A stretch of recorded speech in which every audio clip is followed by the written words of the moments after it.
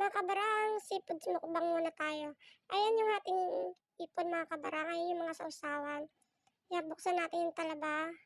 Lagyan natin ng ating suka na maraming sibuyas mga kabarang. Ayan nga pala yung tuway-tuway. Lagyan natin siya ng chili garlic. Yan mga kabarang. Napakasarap ng mga yan mga kabarang. Ayan ating talaba na maraming sibuyas. Sarap ng higop namin dyan mga kabarang.